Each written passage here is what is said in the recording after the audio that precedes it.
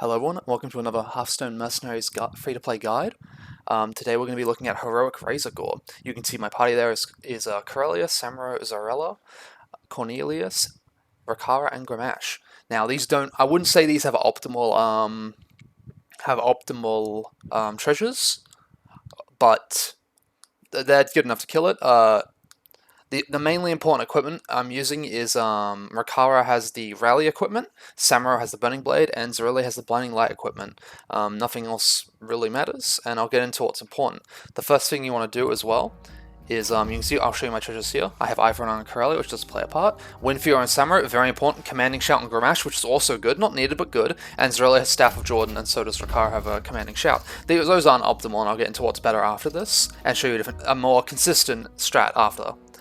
So one thing going into Razorgore here is positioning is very important. You want to position Rakara on the left of the orb, and Zarella on the right of the orb, followed by Samuro on the far right. This is because the boss will target Rakara with his abilities, because she has less health than Samuro and she's a green.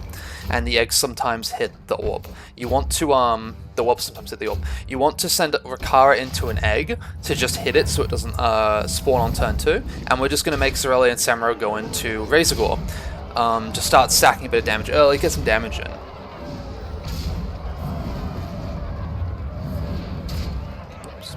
Full screen this though. So we're going into it. Next turn, 3 eggs are going to hatch. Not ideal. Ideally, we'd have subjugation here to help control the eggs, but we'll go into that after. We're going to rally here for some big dam. Big dam, because a rally is insane. Then we're just going to go straight into Razorgore. This turn, we're going to see some shit. So Samuro's getting pretty huge right now, and that's super good, because a big Samuro means, you know, fight's going to be a lot easier. So he's smacking in, getting big, eating his breakfast, drinking his milk, stuff like that. So here comes all the whelps now, because the eggs are hatching. They're going to go into the orb and Rakara most likely.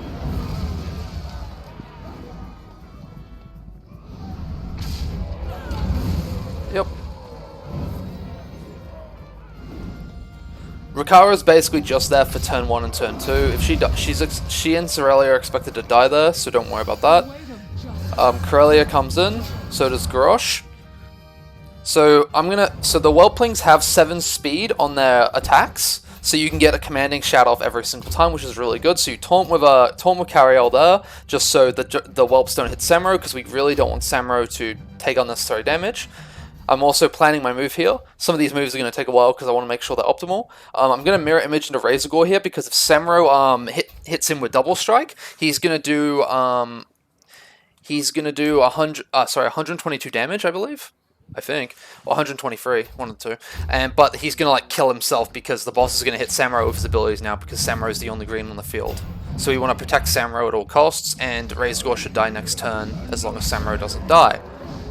So as you probably expected, Samuro is effectively the hyper carry of this team. You cannot let him die at all. If he dies, it's probably over. But this is Ifra and I doing a bit of work here, and Commanding Shout being based. Commanding Shout and Gramash is really good, because it lets you do stuff like this. But again, this is one way to do it. Ifra and I isn't the biggest deal, but it helps for sure, but the biggest deal is the Commanding Shout. So this turn I'm planning the optimal way to do this, because I really don't want to lose the speed tie. I think I win no matter what anyway, but there's probably a way I lose, and I really don't want that to happen, so I'm just thinking it out. I'm gonna find a quote-unquote optimal way in a second. Just figuring it out.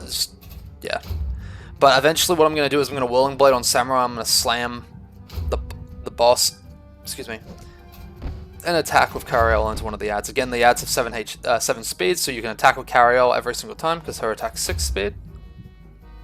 And yeah, there's what I thought was the optimal one. And that Staggering Slam slows the boss's 4 attack down, so I can always get the Whirling Blade off consistently. And there we go. That's completely free to play. Pretty good. Again, I wouldn't say that was optimal equipment, but the Rallying Crown, Gramash, and Windfear on Samuro is obviously really, really good. I'll go into something earlier that I prepared earlier to show you a better strategy, or a more consistent strategy, I guess I'd say. It's a bit scuffed, so bear with me. Alright. I would have loved to show you a video of this, but unfortunately I did like 8 or 9 runs last night of Razorgore and could not get subjugation on Zorelia, which sucks. I usually honestly get it a lot, so I don't know why I couldn't get it this time. But okay, assuming you have subjugation on Zorelia and Windfury and Samurai, those are the two. Well, for this strat you would need it, but yeah. So fighter buffs are super good as well, if I didn't mention it. But turn 1, Rakara goes into the egg. Then Zorelia hits Razorgore with her Blinding Light. This cleaves these 2 eggs, preventing them from spawning into turn 2. Hatching on turn 2, sorry. Then Samurai is going to hit Razorgore, as you'd expect. So that's your typical turn 1. If you have Subjugation on Zorelia and Windfury and Samurai. If you don't have Windfury and Samurai, you just can't do this fight, I don't think.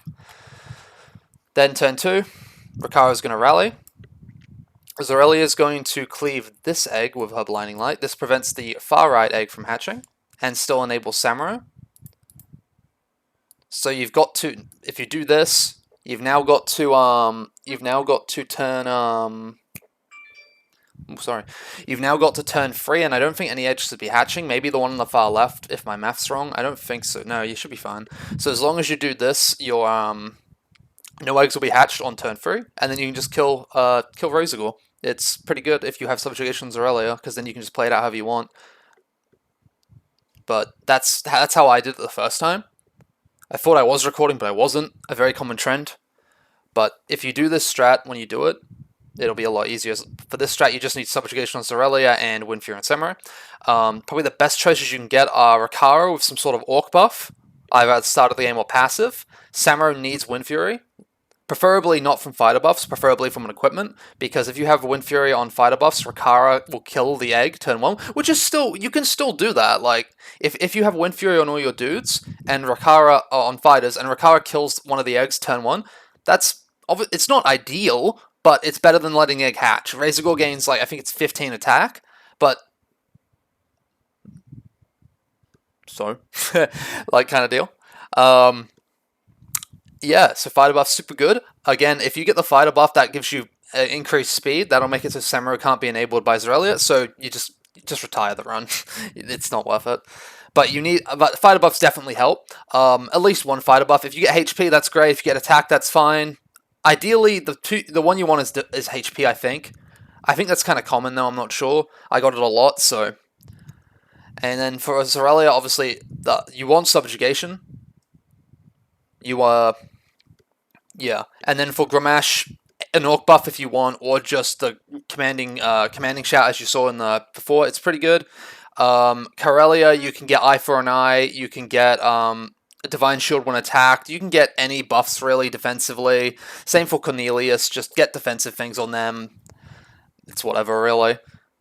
And then so Cornelius was dead in the video I showed you, but one thing to remember as well is the Whelp's Cleave. So if I were, let me try to get a better picture. So if I were to place him here, you'd want him next to Gramash if you were to taunt, or just really next to Gramash, because if the Drakes hit into him when you have taunt up, you don't want or even with just Love Sack, you just don't want them getting free like Cleave, right? On Samurai, because that's bad. So yeah, just something to keep in mind, because my Cornelius was dead here. So, but if you did have him, make sure you place him away from Samurai. But yeah, this is the free to play. This is the free to play. The only important treasures I had were I'll put it at the start just so I can see it really easy. So Karelia had the taunt one, which when she has taunt, she does a bit more damage. So that's helpful. Samurai has Burning Blade. Zorelia has the Blinding Light one. Cornelius had the reduced damage taken, even though he's dead. Rakara had the Rally buff. I think that's important because if Rakara has the HP one, Razorgore will hit Samurai with his first Flame Blast, because that means that Rakara will have more HP than Samurai. This is also because Samurai is maxed. If Samurai wasn't maxed, I think he always hits Samurai first, which you'd have to play around. I unfortunately can't test it because I can't revert the buff, but I would assume it's like still possible. You might just have to try a different way, but yeah. And then for Gramash, commanding shout's really good. I'll be doing all of the new bounties, so I hope everyone enjoys it. Last video, I noticed I just sat there talking to a blank screen, kind of like what I'm doing right now, but for the whole thing. So I hope it's you enjoyed this video a lot more, and there'll be more coming. So don't worry. Because yeah, I beat all the new bounties as free to play. I just need to record them and do some you know, voice over it. But yeah, have a good one, everyone.